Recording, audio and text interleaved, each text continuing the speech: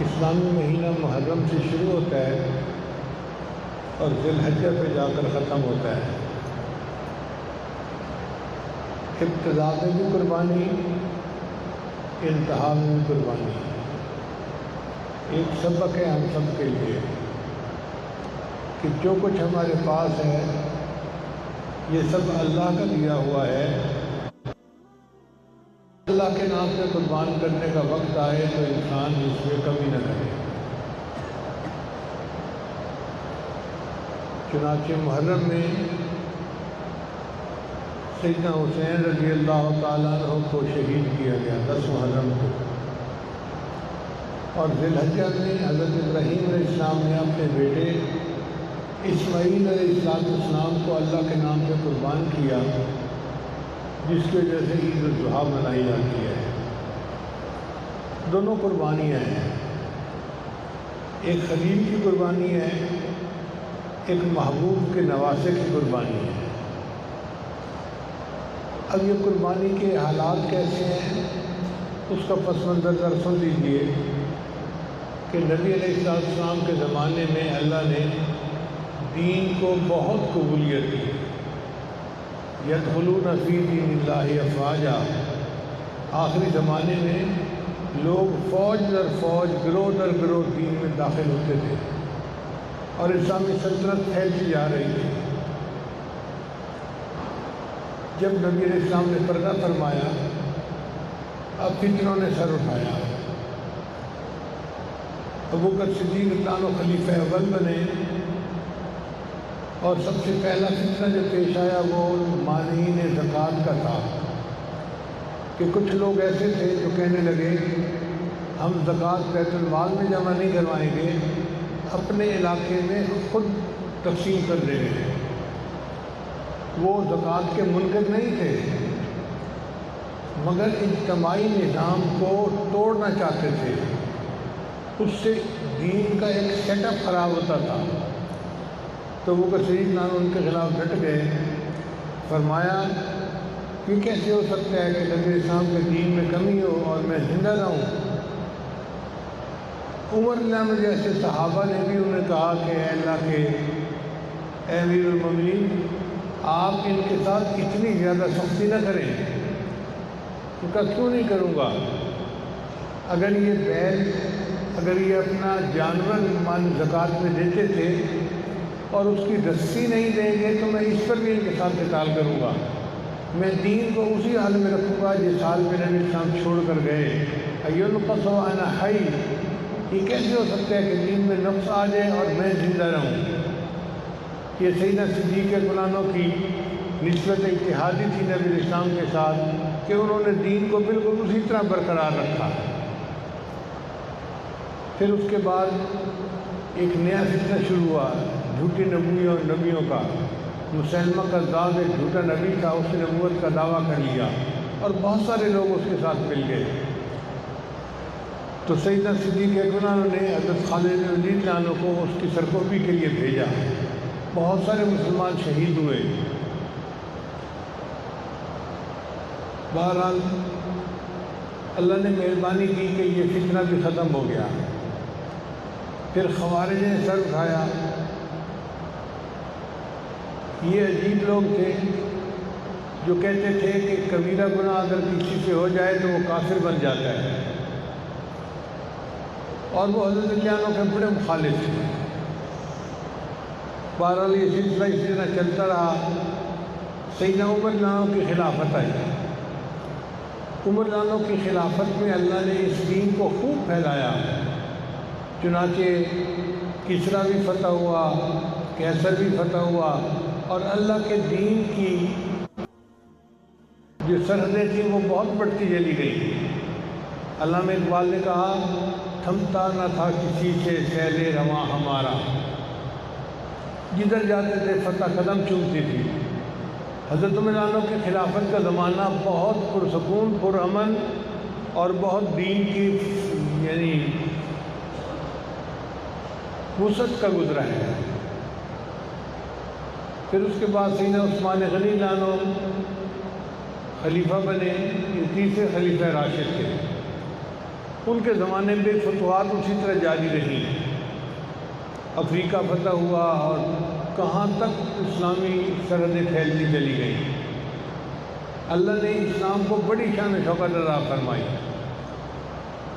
سیدنا عثمان غنی عنہ کے آخری سالوں میں کچھ فتنہ گر لوگوں نے ایک فتنہ برپا کر دیا اور سیدنا عثمان غنی عنہ پر اعتراضات کرنے شروع کر دیے، ایسے اعتراض جن کے پیچھے حقیقت نہیں تھی، بس غلط فہمیاں تھیں۔ بہرحال یہ فتنہ اتنا بڑھا کہ سیدنا عثمان غنی عنہ کو شہید کر دیا گیا۔ اس کے بعد حضرت علی عنہ خلیفہ بنے، مگر حضرت علی عنہ کا پورا دور خلافت جو تھا وہ جنگوں کی نظر رہا۔ ایک طرف حضرت علی عنہ تھے اور دوسری طرف سیدنا امیر معاویہ رضی اللہ عنہ تھے۔ سیدنا امیر معاویہ رضی اللہ عنہ کا موقف یہ تھا کہ پہلے قاتلین عثمان کو سزا دی جائے، پھر آپ خلیفہ بنے۔ حضرت علی عنہ فرماتے تھے کہ مجھے اپنے قدم جمانے دو، پھر میں ان سے حساب لے لوں گا بعد میں۔ تو بہرحال یہ اختلاف بڑھا۔ حدیث مبارکہ میں نبی الاسلام نے فئتین عظیمتین، دو بڑے گروہ ہوں گے جن کے درمیان جنگ ہوگی، اس کی آپ صلی اللہ علیہ وسلم نے پہلے سے بشارت عطا فرما دی تھی۔ تو دونوں طرف چونکہ صحابہ تھے تو نبی الاسلام نے ان کو فئتین عظیمتین کا لفظ فرمایا، یہ نبی الاسلام کے الفاظ ہیں۔ بہرحال پھر ایک وقت آیا کہ حضرت علی عنہ بھی شہید کر دیے گئے۔ اس کے بعد سیدنا حسن رضی اللہ تعالیٰ عنہ نے اپنی خلافت کا حق جو تھا وہ حضرت امیر معاویہ رضی اللہ عنہ کو دے دیا۔ یہ ان کی قربانی بہت بڑی تھی، اور امن کے لیے اتنی قربانی دینا یہ ایک مثال ہے شریعت کے اندر۔ سیدنا امیر معاویہ رضی اللہ عنہ نے 20 سال حکومت کی، بہت مدبر تھے، سمجھدار تھے، اور اللہ نے ان سے وسعت کا کام لیا۔ حضرت عمر رضی اللہ عنہ کے زمانے میں جو دین کو وسعت مل رہی تھی وہ سیدنا امیر معاویہ کے زمانے میں بھی اسی طرح جاری رہی۔ انہوں نے 20 سال حکومت کی۔ جب 10 سال گزرے تو ایک صحابی تھے حضرت مغیرہ بن شعبہ رضی اللہ تعالیٰ عنہ، یہ بڑے جلیل القدر صحابی ہیں جنہوں نے درخت کے نیچے بیعت رضوان کی تھی۔ لقد رضی اللہ عن المؤمنین اذ یبایعونک تحت الشجرہ، انہوں نے وہ شجرہ والی بیعت کی ہوئی تھی۔ تو انہوں نے سیدنا امیر معاویہ رضی اللہ عنہ کو آ کر ایک بات کہی کہ آپس میں خلافت کے عنوان پہ جو تنازع تھا اس میں 1 لاکھ مسلمان شہید ہوئے، اور بڑی مشکل سے یہ معاملہ ٹلا ہے، اور اب پھر دین اسلام کو وسعت مل رہی ہے اور امن و امان کا سلسلہ ہے۔ میرا جی چاہتا ہے کہ آپ اپنی زندگی میں اپنا کوئی ولی عہد مقرر کر دیں تاکہ آپ کے بعد دوبارہ یہ فتنہ نہ کھڑا ہو جائے۔ اب مشورہ دینے والے نے اخلاص کے ساتھ مشورہ دیا، تو سیدنا امیر معاویہ رضی اللہ عنہ نے دیکھا کہ کس کو نائب بنانا چاہیے۔ ان کو جتنے لوگ موجود تھے ان میں سب سے زیادہ بہتر اپنا بیٹا نظر آیا، یزید اس کا نام تھا۔ چنانچہ انہوں نے 10 سال کے بعد یزید کو اپنا ولی عہد متعین کر دیا، اور اس پر لوگوں نے ان سے بیعت کر لی۔ جتنے مسلمان تھے سب نے بیعت کی سوائے 5 حضرات کے۔ یہ 5 حضرات نمایاں حضرات تھے، عالم حضرات تھے، بڑے شان رکھنے والے حضرات تھے۔ ان میں سے ایک سیدنا حسین رضی اللہ تعالیٰ عنہ نبی علیہ السلام کے نواسے تھے اور جنت کے سردار تھے، جنت کے نوجوانوں کے سردار تھے، اور ان کی شان بڑی تھی، اور ان کو اللہ نے نبی علیہ السلام سے نسبت اتحادی عطا فرمائی تھی۔ ایک انہوں نے بیعت نہیں کی۔ ایک ابو بکر صدیق عنہ کے بیٹے عبد الرحمن بن ابی بکر، وہ بھی جو کہ صدیقی نسبت تھی، ان کو بھی اللہ تعالیٰ نے بڑا علم دیا تھا، انہوں نے بھی بیعت نہیں کی۔ اور تیسرا عبداللہ ابن عباس رضی اللہ تعالیٰ عنہ، یہ امام المفسرین بھی تھے اور نبی علیہ السلام کے بہت قریبی رشتہ دار تھے، انہوں نے بھی بیعت نہیں کی۔ ایک عبداللہ ابن عمر رضی اللہ تعالیٰ عنہ، یہ امام المحدثین تھے، حضرت عمر رضی اللہ عنہ کے بیٹے تھے، اور ان کی علم کی نسبت بہت اونچی تھی، بہت بلند تھی، یہ بڑے علماء صحابہ میں سے سمجھے جاتے تھے۔ اور پانچویں تھے عبداللہ ابن زبیر رضی اللہ تعالیٰ عنہ، یہ سیدنا صدیق رضی اللہ عنہ کے نواسے تھے، زبیر رضی اللہ عنہ کے بیٹے تھے۔ اللہ نے علم میں ان کو بھی اونچا مقام عطا فرمایا تھا، تو ان 5 حضرات نے بیعت نہیں کی۔ اب اللہ کی شان دیکھیے کہ وقت کے ساتھ عبد الرحمن بن ابی بکر فوت ہو گئے، تو باقی 4 حضرات رہ گئے، ایک سیدنا حسین عنہ، دوسرا سیدنا عبداللہ ابن زبیر عنہ، تیسرا عبداللہ ابن عمر اور عبداللہ ابن عباس عنہ۔ ان 4 میں سے 2 حضرات نے یہ فیصلہ کیا کہ ہمیں بیعت کر کے اجتماعیت کو مضبوط کر دینا چاہیے، چنانچہ عبداللہ ابن عمر عنہ نے اور عبداللہ ابن عباس عنہ نے اس کے ہاتھ پر بیعت کر دی۔ اب باقی 2 حضرات بچ گئے، ایک سیدنا حسین رضی اللہ تعالیٰ عنہ اور دوسرا عبداللہ ابن زبیر عنہ۔ عبداللہ ابن زبیر عنہ کے چاہنے والے مکہ مکرمہ میں بہت زیادہ تھے، اور سیدنا حسین عنہ کے چاہنے والے تو پوری دنیا میں تھے، لیکن مدینہ میں بہت ہی زیادہ تھے۔ اب عبداللہ ابن زبیر عنہ نے تو اپنے لیے عافیت اس میں ڈھونڈی کہ میں مکہ ہی میں رہوں گا، مکہ سے باہر نہیں نکلوں گا، تاکہ جو حاکم ہے وہ میرے خلاف کوئی قدم نہ اٹھا سکے۔ اور انہوں نے سیدنا حسین عنہ کو بھی یہی مشورہ دیا کہ آپ جائیں اور جا کے مدینہ طیبہ کے اندر رہیں، آپ کے جانثار لوگ موجود ہیں، آپ کو وہاں کوئی ہاتھ بھی نہیں لگا سکتا، آپ اپنی آرام کی زندگی گزاریں گے۔ مگر سیدنا حسین عنہ کا معاملہ اور تھا، ان کو کوفہ کے تقریباً 10-12 ہزار لوگوں کے خطوط ملے، جس میں لوگوں نے کہا کہ جی آپ کوفہ آئیں، ہم آپ کے ہاتھ پر بیعت کرنے کے لیے تیار ہیں۔ اب سیدنا حسین عنہ کے سامنے اتنے ہزاروں لوگوں کے خط تھے جس کہ مجھے ان لوگوں سے بیعت لے لینی چاہیے۔ اس کے لیے انہوں نے مسلم بن عقیل رضی اللہ عنہ کو بھیجا کہ آپ کوفہ جائیں اور جا کے وہاں کے حالات معلوم کریں۔ چنانچہ مسلم بن عقیل جب کوفہ آئے تو کوفہ والوں نے ان کا بڑا استقبال کیا، انہوں نے جوش و خروش دیکھا، کوفہ والوں کے حالات کو دیکھا، تو انہوں نے سیدنا حسین عنہ کو خط لکھا کہ جی آپ تشریف لائیے، لوگ آپ کے ہاتھ پر بیعت کرنے کے لیے تڑپ رہے ہیں، اور اس وقت بہت ضروری ہے آپ کا آنا۔ جب حاکم وقت کو پتہ چلا کہ کوفہ کے لوگ تو سیدنا حسین عنہ سے بیعت کرنا چاہتے ہیں، تو اس نے کوفہ کے حاکم کو بدل دیا، ابن زیاد کو کوفہ کا گورنر بنا دیا۔ اب یہ ابن زیاد بڑا سخت طبیعت کا آدمی تھا، اس نے آ کر تقریریں کی اور لوگوں کو ڈرایا دھمکایا کہ تم اگر حاکم وقت کی بات نہیں مانو گے، تمہارے ساتھ سختی کریں گے، یہ کریں گے، یہ کریں گے، اور لوگ سہم گئے۔ چنانچہ لوگوں نے اپنی رائے بدل لی۔ اب جب لوگوں کی رائے بدلتی نظر آئی تو جو نمائندے بھیجے تھے مسلم بن عقیل رضی اللہ عنہ، انہوں نے چاہا کہ میں خط لکھ کر سیدنا حسین عنہ کو حالات کا اطلاع دے دیتا ہوں، مگر انہوں نے جس گھر میں پناہ لی وہاں ان کو شہید کر دیا گیا، اور وہ دوسرا خط نہیں لکھ سکے بتانے کے لیے کہ اب حالات وہ نہیں رہے جو پہلے تھے۔ ادھر سیدنا حسین عنہ نے ارادہ کر لیا کہ میں کوفہ چلتا ہوں۔ بعض صحابہ نے ان کو منع بھی کیا کہ آپ اگر جانا چاہ رہے ہیں تو اپنے ساتھ لشکر لے کر جائیں۔ انہوں نے کہا نہیں، اللہ میری محافظ کافی ہے، اور اگر اللہ کو منظور ہے میرا شہید ہو جانا تو میں شہید ہونے کے لیے تیار ہوں۔ موت سے تو وہ لوگ ڈرتے نہیں تھے، ان کے دل میں اللہ تعالیٰ کی محبت ایسی تھی کہ وہ ترستے تھے کہ ہمیں شہادت کا رتبہ نصیب ہو جائے۔ چنانچہ وہ اپنے کنبے کو لے کر، خاندان کی عورتوں مردوں کو لے کر وہاں سے نکلے۔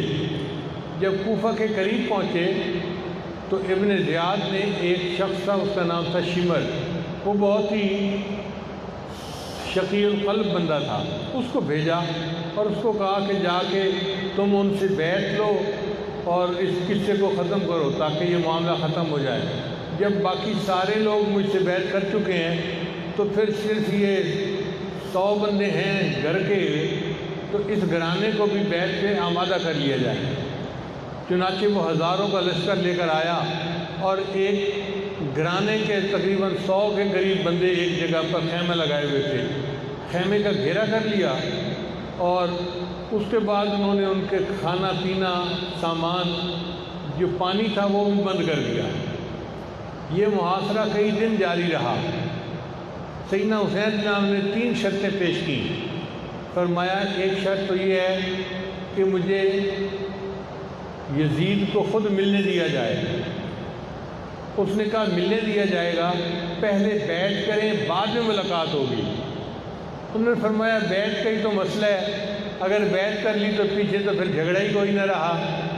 اس نے کہا نہیں یہ شرط ہی میں مانتا۔ ان کا اچھا دوسری شرط یہ ہے کہ مجھے شام جانے دیا جائے، سرحد پار جانے دیا جائے۔ اس نے کہا نہیں ہم وہاں بھی نہیں جانے دیتے۔ تیسری شرط رکھی کہ اچھا مجھے مدینہ واپس جانے دیا جائے۔ اس نے کہا نہیں میں مدینہ بھی واپس نہیں جانے دیتا۔ تینوں شرطیں نہیں مانی۔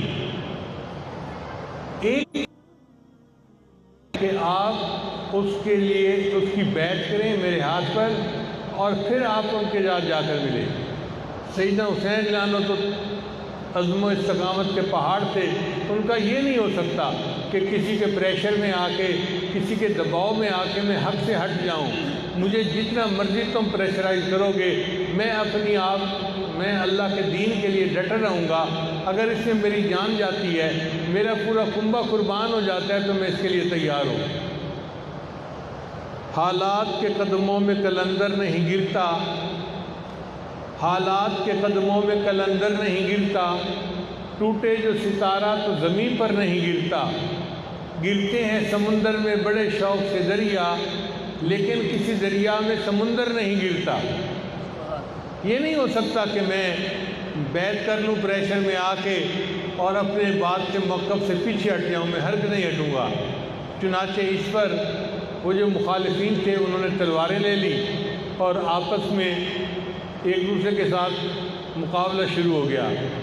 اب یہ مقابلہ چند گھنٹوں کی بات تھی۔ چند گھنٹوں کے اندر سیدنا حسین لانو کے جتنے بھی ساتھی تھے سب کے سب شہید ہو گئے۔ مخالفین کے لشکر میں ایک صاحب تھے، ان کا نام تھا حر۔ ان کے بارے میں کتابوں میں لکھا ہے کہ وہ آ کر سیدنا حسین لانو کے ساتھ مل گئے اور انہوں نے بھی سیدنا حسین لانو کے ساتھ مل کر شہادت کا جام نوش کیا۔ پھر ایک وقت آیا کہ جب سارے مرد شہید ہو گئے، عورتیں خیمے میں تھیں اور خیموں میں ایک حضرت حسین لانو کے بیٹے تھے زین العابدین رحمۃ اللہ علیہ، بڑے عالم تھے مگر ان کو بخار تھا، بیمار تھا، تو وہ بھی خیمے کے اندر ہی تھے۔ باقی سارے مرد شہید ہو گئے۔ ایک وقت آیا کہ سیدنا حسین لانو اکیلے رہ گئے، تو سیدنا حسین لانو نے خود مقابلہ کیا۔ اب آپ اندازہ لگائیے کہ چاروں طرف سے مخالفین نے گھیرا کیا ہوا ہے اور ہزاروں کی تعداد میں ہیں اور یہ اکیلے ہیں اور ان کے ساتھ نمرد آزماں ہیں اور ان کو موت سے کوئی ڈر نہیں ہے، بلکہ یہ اللہ کے دین کے لیے اپنی جان کا نذرانہ اپنے اللہ کو پیش کر رہے ہیں۔ اتنے میں عصر کی نماز کا وقت آ گیا تو سیدنا حسین نے عصر کی نماز قضا نہیں کی بلکہ عصر کی نماز پڑھنی شروع کر دی۔ وہ جانتے تھے کہ نماز اتنی اہم ہے کہ عین حالت جنگ میں بھی اس کو قضا نہیں کر سکتے، اس کو پڑھنا ضروری ہے۔ وہ سجدے کی اہمیت کو جانتے تھے، چنانچہ وہی ہوا کہ جب وہ سجدے میں گئے تو مخالفین نے ان کو شہید کر دیا اور انہوں نے جام شہادت نوش کر لیا۔ تقریباً 72 لوگ تھے جنہوں نے اپنی جانوں کا نذرانہ پیش کیا اور یہ قربانی بہت بڑی قربانی تھی۔ ابراہیم خلیل اللہ نے تو ایک بیٹے کی قربانی پیش کی تھی اور نبی علیہ السلام کے نواسے نے پورے کنبے کی قربانی پیش کی۔ قربانی وہ بھی تھی، قربانی یہ بھی تھی وہ قربانی بھی توحید کی یاد دلاتی ہے، اور سیدنا حسین کی قربانی بھی توحید کی یاد دلاتی ہے۔ چنانچہ سیدنا حسین کی یہ قربانی تاریخ کا ایک حصہ بن گئی۔ شاعر نے کہا، کتنی خدمت کر گیا وہ جیتے جی اسلام کی، لاج رکھ لی اس نے اپنے نانا جی کے نام کی، دے گیا باطل کی وہ ساری فوجوں کو شکست، کھول کر رکھ دی اسلام کی، اس نے جو کرنا تھا وہ کر ہی گیا دین کے لیے، اس کو پرواہ ہی نہ تھی جیسے کبھی عالم کی، روند ڈالی غیر کی ساری بھیانک ساز، روشنی پھیلا گیا وہ آخری پیغام کی، کربلا میں وہ کھڑا تھا استقامت کا پہاڑ، دھمکیاں ملتی رہیں گرچہ برے انجام کی۔ بہت کوشش کی گئی کہ وہ دباؤ میں آ جائیں، مگر سیدنا حسین رضی اللہ تعالیٰ عنہ تو استقامت کے پہاڑ تھے۔ انہوں نے ثابت کر دیا کہ ہرگز نہیں، جب مومن دین کے لیے قدم اٹھا لیتا ہے تو پھر اپنی جان کا نذرانہ بھی اپنے اللہ کو پیش کر دیتا ہے۔ ہری ہے شاخ تمنا ابھی جلی تو نہیں،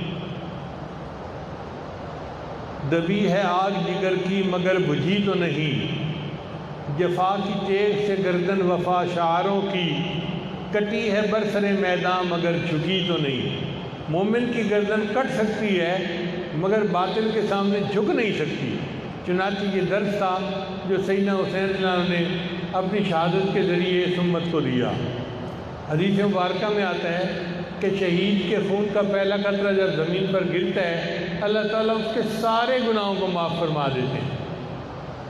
پھر حدیث مبارکہ میں آتا ہے کہ اللہ تعالیٰ جنتیوں سے جنت میں پوچھیں گے کہ کیا تمہیں کسی اور چیز کی ضرورت ہے؟ تمہیں کوئی چیز جو مزہ دیتی ہو اور نہ تمہارے پاس موجود ہو تو وہ چیز مجھے بتاؤ۔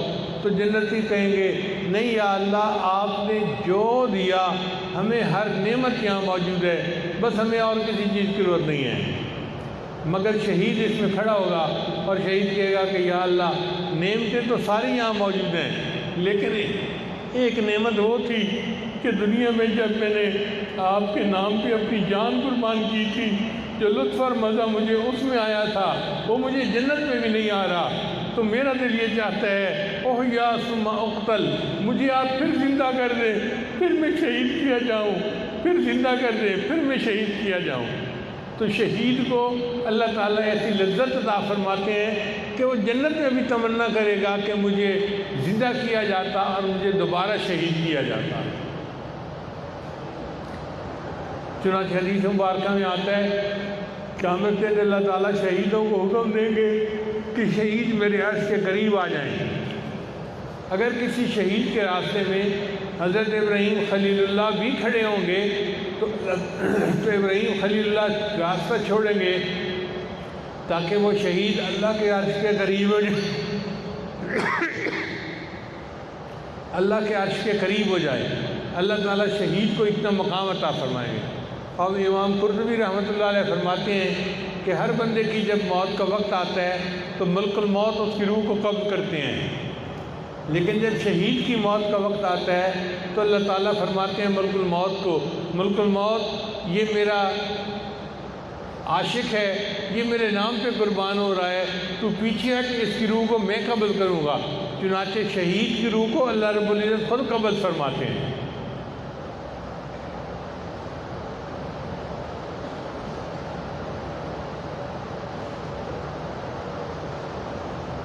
سیدنا حسین عنہ نے پوری امت کو یہ سبق دیا جس کو ایک شاعر نے اشعار میں یوں کہا ہے، تم یوں ہی سمجھنا کہ فنا میرے لیے ہے، تم یوں ہی سمجھنا کہ فنا میرے لیے ہے، پر غیب میں سامان بقا میرے لیے ہے۔ اللہ کے رستے کی جو موت آئے مسیحا، اکثیر یہی ایک دوا میرے لیے ہے۔ کیا غم ہے جو ہو ساری خدائی بھی مخالف، کافی ہے اگر ایک خدا میرے لیے ہے۔ توحید تو یہ ہے کہ خدا حشر میں کہہ دے یہ بندہ دو عالم سے خفا میرے لیے ہے۔ ایک اللہ کے لیے اپنی جان کو قربان کر دینا اور دین کو اپنی جگہ کے اوپر سلامت رکھنا، یہ بہت بڑی کامیابی تھی۔ آج لوگ تقاریر میں رافضی حضرات بہت عجیب و غریب قسم کی حکایتیں سناتے ہیں۔ ان حکایتوں کا راوی کون ہے پوچھا کریں ذرا۔ آپ بتائیں کہ جتنے سیدنا حسین اللہ عنہ کے حامی تھے وہ تو سارے شہید ہو گئے، خود سیدنا حسین اللہ عنہ بھی شہید ہو گئے، تو مرد تو کوئی تھا نہیں جو ان باتوں کی روایت واقعات کی بعد میں کرتا۔ باقی رہ گئی عورتیں، تو عورتیں خیموں میں تھیں۔ اب خیمے میں عورتیں ہوں اور باہر کشتی ہو رہی ہو دو بندوں کی، تو عورتوں کو پتہ بھی نہیں چلتا باہر کیا ہو رہا ہے۔ وہاں تو گھیرے کے اندر جنگ ہو رہی تھی، تو کسی کو کیا پتا کہ باہر کیا ہو رہا ہے۔ اور اگر کوئی مرد تھا تو زین العابدین تھے جو بیمار تھے اور خیمے کے اندر تھے، تو وہ بھی ان باتوں کی روایت نہیں کر سکتے۔ اس سے پتہ چلتا ہے کہ جتنی روایات کربلا کے بارے میں ہیں وہ ساری کی ساری یزیدی فوجیوں کی ہوئی ہیں اور انہی کی روایتیں بیان کی ہوئی ہیں، اس کے اندر کوئی حقیقت نہیں ہے۔ ان روایات کے پیچھے مت جائیں، بس یہ ذہن میں رکھیں کہ اللہ کے محبوب صلی اللہ علیہ وسلم نے اپنے نواسے کو دین کی قربانی کے لیے ایسی تربیت دی تھی کہ ان کے نواسے نے دین کی خاطر پورا کنبہ قربان کر کے دکھا دیا۔ اس کو علامہ اقبال نے یوں کہا ہے، غریب و سادہ اور رنگین ہے داستان حرم، کہ حرم کی داستان، غریب کا مطلب ہوتا ہے انوکھی، 1 in million، اس کو غریب کہتے ہیں۔ غریب و سادہ اور رنگین، رنگین سے مراد یہ کہ خون بہا ہے۔ غریب و سادہ اور رنگین ہے داستان حرم، نہایت اس کی حسین ابتدا ہے اسماعیل۔ اس کہانی کی ابتدا اسماعیل علیہ السلام سے شروع ہوئی کہ انہوں نے اللہ کے نام پہ اپنی جان قربان کی تھی، اور اس کی انتہا سیدنا حسین اللہ عنہ پہ ہوئی کہ سیدنا حسین اللہ عنہ نے اپنا پورا کنبہ قربان کروا دیا تھا۔ اس میں کوئی شک نہیں کہ سیدنا حسین اللہ عنہ کی قربانی بہت بڑی قربانی ہے۔ اللہ تعالیٰ ہمیں سیدنا حسین اللہ عنہ کے ساتھ سچی محبت عطا فرمائے اور جنت میں ان کے قدموں میں جگہ عطا فرمائے۔ نبی علیہ السلام نے فرمایا الحسین منی وانا من الحسین، یہ نبی علیہ السلام کے ساتھ سچی نسبت اتحادی ہونے کی دلیل ہے ان کے پاس۔ آج چونکہ 8 محرم کا دن ہے، اس لیے واقعہ کربلا کے بارے میں نے چند باتیں تاریخی آپ کی خدمت میں پیش کر دیں۔ کسی شاعر نے کہا، کٹا کر گردنیں دکھلا گئے ہیں کربلا والے، کٹا کر گردنیں دکھلا گئے ہیں کربلا والے، کسی بندے کے آگے جھک نہیں سکتے خدا والے۔ جو اللہ والے ہوتے ہیں وہ اللہ کے علاوہ کسی کے آگے نہیں جھکتے، بندوں کے آگے تو جھک ہی نہیں سکتے۔ اللہ تعالی ہمیں بھی ایسا ایمان عطا فرمائے، ایسی ہمت اور ایسی استقامت عطا فرمائے۔ وآخر دعوانا ان الحمدللہ۔ ویڈیو کے نیچے سبسکرائب کے بٹن پہ کلک کریں، بیل کے آئیکن پہ کلک کیجئے تاکہ ہر نئی ویڈیو کی نوٹیفیکیشن آپ کو مل جائے، اور تھمز اپ کا بٹن دبا کر اس ویڈیو کو لائک کریں۔